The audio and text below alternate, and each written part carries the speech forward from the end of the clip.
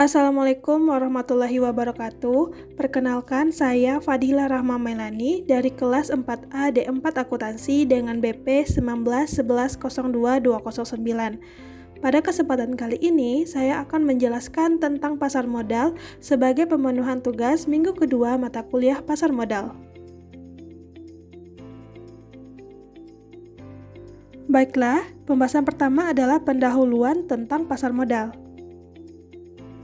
Perusahaan yang membutuhkan dana dapat menjual surat berharganya di pasar modal. Di pasar modal, terdapat beberapa tipe pasar modal sebagai berikut. Yang pertama, pasar primer. Pasar primer merupakan tempat menjual surat berharga yang baru dikeluarkan oleh perusahaan.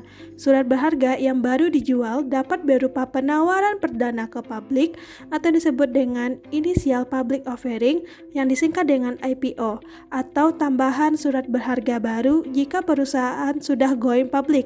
Sekuritas tambahan ini sering disebut dengan season new issues. Yang kedua, pasar sekunder. Pasar sekunder merupakan tempat menjualnya surat berharga yang sudah beredar. Yang ketiga, pasar ketiga merupakan pasar perdagangan surat berharga pada saat pasar kedua tutup. Pasar ketiga dijalankan oleh broker yang mempertemukan pembeli dan penjual pada saat pasar kedua tutup. Broker dapat diterjemahkan sebagai makelar atau wali amanat atau pialang. Dan terakhir adalah pasar keempat yang merupakan pasar modal yang dilakukan di antara institut berkapasitas besar untuk menghindari komisi untuk broker. Pasar keempat ini umumnya menggunakan jaringan komunikasi untuk memperdagangkan saham dalam jumlah blok yang besar. Contohnya Instinet yang dimiliki oleh Reuters yang menangani dari 1 miliar lembar saham tiap tahunnya.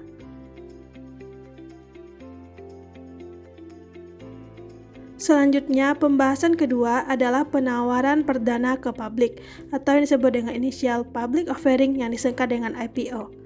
Semakin berkembangnya suatu perusahaan, maka kebutuhan modal tambahan sangat diperlukan bagi perusahaan tersebut. Pada saat itu, perusahaan harus menentukan untuk menambah modal dengan cara utang atau menambah jumlah dari pemilikan dengan menerbitkan saham baru. Jika saham akan dijual untuk menambah modal, saham baru dapat dijual dengan berbagai macam cara sebagai berikut. Yang pertama, dijual kepada pemegang saham yang sudah ada. Yang kedua, dijual kepada karyawan lewat ESOP, Employee Stock Ownership Plan. Yang ketiga, menambah saham lewat dividen yang tidak dibagi atau Dividend Reinvestment Plan. Yang keempat, dijual langsung kepada pembeli tunggal, biasanya investor institusi secara privat, yaitu private placement. Dan yang terakhir adalah ditawarkan kepada publik.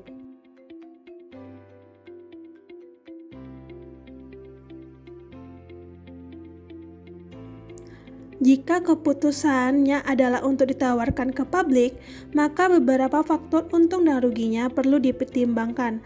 Keuntungan dari going public diantaranya adalah sebagai berikut. Yang pertama, kemudahan meningkatkan modal di masa mendatang. Untuk perusahaan yang tertutup, calon investor biasanya enggan untuk memasukkan modal disebabkan kurangnya keterbukaan informasi keuangan antara pemilik dan investor. Yang kedua, meningkatkan likuiditas bagi pemegang saham. Untuk perusahaan yang masih tertutup yang belum mempunyai pasar untuk sahamnya, pemegang saham akan lebih sulit untuk menjual sahamnya dibanding jika perusahaan yang sudah going public. Dan yang ketiga, nilai pasar perusahaan diketahui. Untuk alasan-alasan tertentu, nilai pasar perusahaan perlu untuk diketahui. Misalnya, jika perusahaan ingin memberikan insentif dalam bentuk opsi saham kepada manajer-manajernya, maka sebenarnya dari opsi tersebut perlu diketahui. Di samping keuntungan dari going public, beberapa kerugiannya sebagai berikut. Yang pertama, biaya laporan yang meningkat. Untuk perusahaan yang sudah going public, setiap kuartal dan tahunnya harus menyerahkan laporan-laporan kepada regulator. Yang kedua, pengungkapan disclosure, di mana manajer enggan mengungkapkan semua informasi yang dimiliki karena dapat digunakan oleh pesaing. Sedangkan bagi pemilik enggan mengungkapkan informasi tentang saham yang dimilikinya karena publik akan mengetahui besarnya kekayaan yang dimiliki oleh investor. Dan terakhir, ketakutan untuk diambil alih alih. Manajer perusahaan yang hanya mempunyai hak veto kecil akan khawatir jika perusahaan going public, karena manajer perusahaan publik dengan hak veto rendah umumnya diganti dengan manajer yang baru jika perusahaan diambil alih. Berdasarkan hal ini, keputusan untuk going public atau tetap menjadi perusahaan privat merupakan keputusan yang harus dipikirkan sebaik mungkin. Selanjutnya kita bahas fenomena harga murah di penawaran perdana. Fenomena menarik yang terjadi di penawaran perdana ke publik adalah fenomena harga rendah yang disebut dengan underpricing. Underpricing didefinisikan sebagai kondisi harga saham perusahaan lebih rendah saat perusahaan melakukan IPO dibanding dengan saham yang dijual di pasar sekunder. Dan sebaliknya, ketika kondisi pasar harga saham perusahaan lebih tinggi saat perusahaan melakukan IPO dibanding dengan saham yang dijual di pasar sekunder disebut dengan overpricing. Berikut adalah beberapa data tentang perusahaan yang melakukan penawaran perdana pada tahun 1999 dan 2006. Dari data yang ada, terdapat 199 perusahaan yang melakukan IPO atau penawaran perdana ke publik, di mana dari 159 itu 105-nya memberikan return awal yang positif dan 6 yang memberikan return awal negatif, sedangkan ada 8 perusahaan yang memberikan return awal 0. Secara rata, membeli saham di penawaran perdana dapat mendapatkan return awal atau initial return yang tinggi. Secara rata di sini maksudnya adalah tidak semua penawaran perdana murah, tetapi juga mahal dan secara rata masih dapat dikatakan murah atau disebut dengan underpricing. Return awal atau initial return adalah return yang diperoleh dari aktiva di penawaran perdana mulai dari saat dibeli di pasar primer sampai pertama kali didaftarkan di pasar sekunder. Setelah masuk di pasar sekunder, saham tersebut mulai diperdagangkan dalam bentuk jual dan beli. Waktu rata-rata dari pembelian suatu saham di pasar primer sampai masuk pertama kali di pasar sekunder adalah sekitar 15 hari, sehingga return awal juga disebut dengan nama 15 hari return awal atau 15 days initial return. Berikut adalah data yang menunjukkan return awal penawaran perdana di Indonesia periode 1999 sampai 2006. Dalam penelitian oleh Ross tahun 2002 yang melibatkan 106 IPO di Indonesia untuk periode 1989 sampai 1994 menunjukkan bahwa rata-rata return awal yang dapat diperoleh adalah sebesar 15,14. Return ini merupakan return selama 15 hari. Return sebulannya menjadi 2 kali 15% sama dengan 30%, dan return setahunnya adalah sebesar 12 kali 30%, yaitu 360% yang merupakan return yang sangat besar. Penelitian terbaru yang dilakukan oleh Akabani tahun 2007 yang menggunakan 104 IPO di Indonesia periode 1999 sampai 2006 menunjukkan rata-rata return awal adalah sebesar 49,25% dengan return awal terendah sebesar minus 32,56%.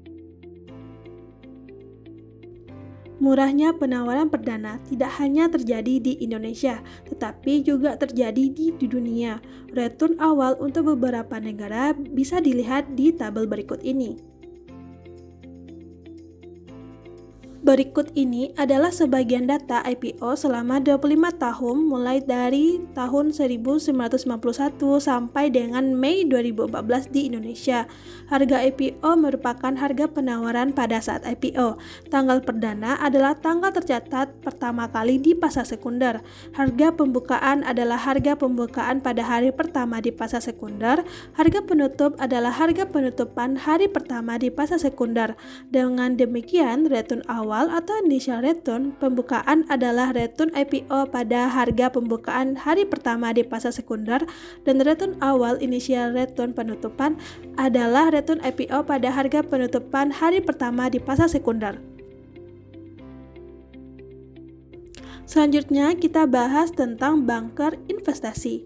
Umumnya, perusahaan yang menyerahkan permasalahan yang berhubungan dengan IPO ke banker investasi atau investment banker yang mempunyai keahlian di dalam penjualan sekuritas.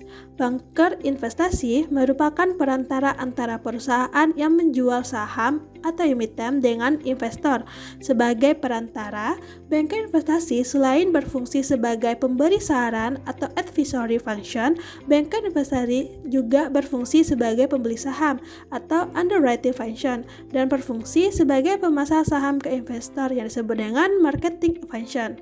Banker investasi akan menyediakan saran-saran yang penting untuk dibutuhkan selama proses rencana pelemparan sekuritas ke publik yang dapat berupa yang pertama, tipe sekuritas apa saja yang akan dijual, yang kedua, harga dari sekuritas, dan yang ketiga adalah waktu pelemparannya. Proses pembelian sekuritas oleh banker investasi yang nantinya akan dijual kembali ke publik disebut dengan penjamin emisi atau underwriter. Banker investasi membeli sekuritas dengan harga yang sudah disetujui dan menanggung risiko kegagalan atau kerugian menjualnya kepada publik. Banker investasi mengambil keuntungan dari selisih harga beli dan harga jual dari saham, yang selisih ini disebut dengan spread, dan cara penjaminan emisi seperti ini yaitu banker investasi membeli semua sekuritas dari emiten disebut dengan basis kesanggupan penuh atau full commitment. Baiklah, pembahasan terakhir adalah pasar modal sekunder. Setelah sekuritas baru selesai dijual di primer melalui investasi, tugas dari pembelian sekuritas telah selesai dan biasanya disebut dengan istilah broken syndicate.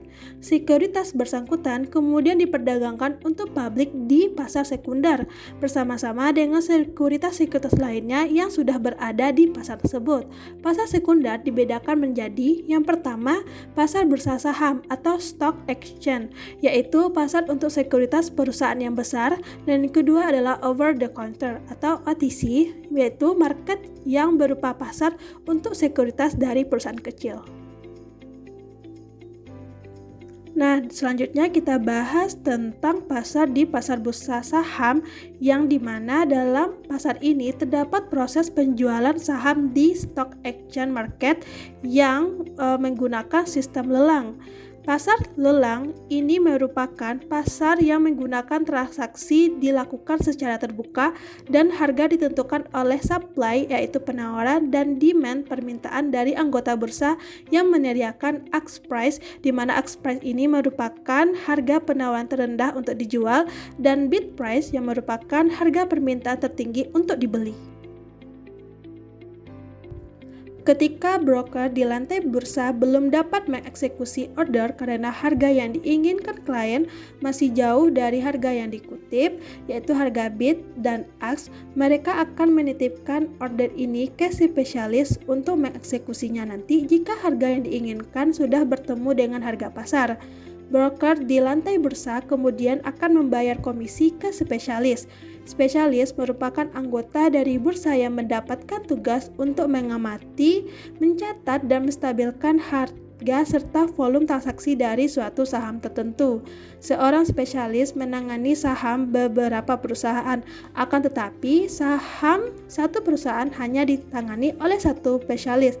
Karena spesialis selalu mengikuti dan mencatat perkembangan harga dari saham tertentu, spesialis akan segera mengetahui jika harga yang dalam order bertemu dengan harga pasar. Transaksi di bursa dilakukan dengan order standar dalam ukuran round lot, yaitu 100 lembar saham atau kelipatannya. Jumlah lembar yang kurang dari 100 disebut dengan at lot.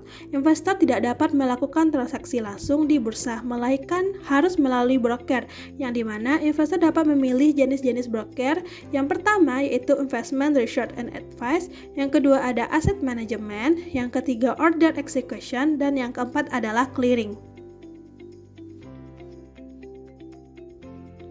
Nah, selanjutnya itu kita akan membahas tentang dua cara dalam melakukan pembayaran untuk pembelian sekuritas, yaitu dengan cara rekening kas dan rekening margin.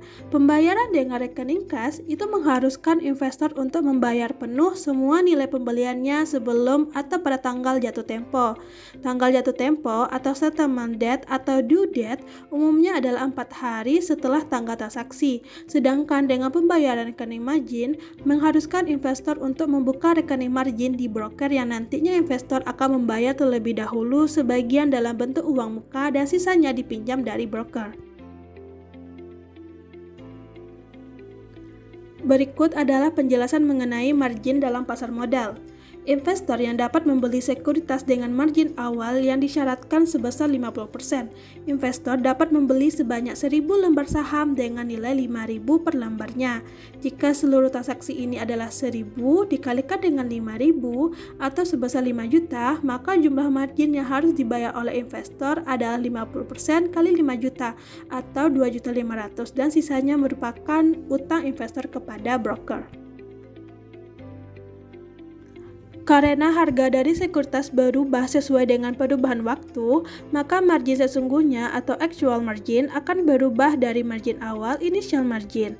Besarnya margin sesungguhnya dapat dihitung dengan rumus, yaitu margin sesungguhnya adalah nilai pasar sekuritas dikurang dengan jumlah dipinjam dibagi dengan nilai pasar sekuritas.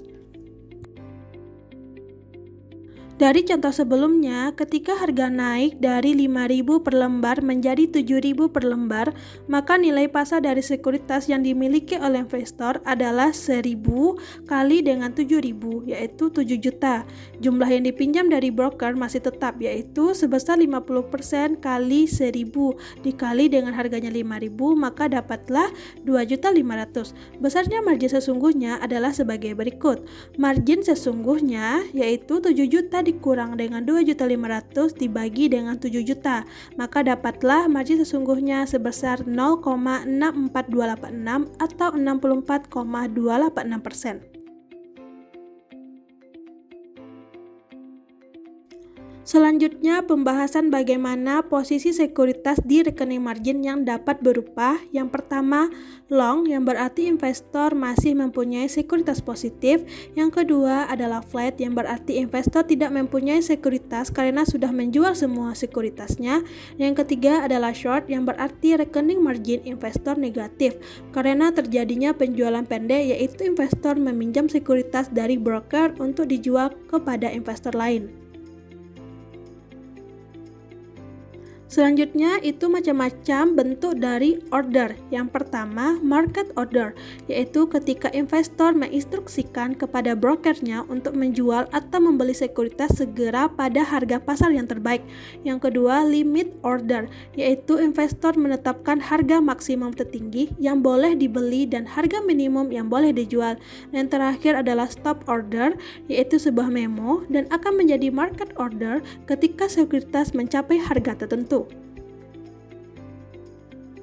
Limit order dan stop order umumnya digabung dengan instruksi sebagai berikut. Yang pertama ada day order, yaitu order yang berlaku di hari order diberikan. Yang kedua ada good till cancel atau GTC, order yang harus terus berlaku sampai ada pemberitahuan untuk membatalkannya. Yang kedua, net halt, yaitu order yang mengizinkan broker untuk menggunakan judgment di dalam menentukan kapan order harus dieksekusi. Yang keempat ada participate but do not initiate, yaitu instruksi kepada broker untuk menjual atau membeli selama harga sekuritas tidak berubah. Yang kelima adalah all or none, yaitu keinginan investor apakah akan menjual dengan harga yang sudah ditentukan sejumlah lembar tertentu, semuanya sekaligus atau tidak sama sekali.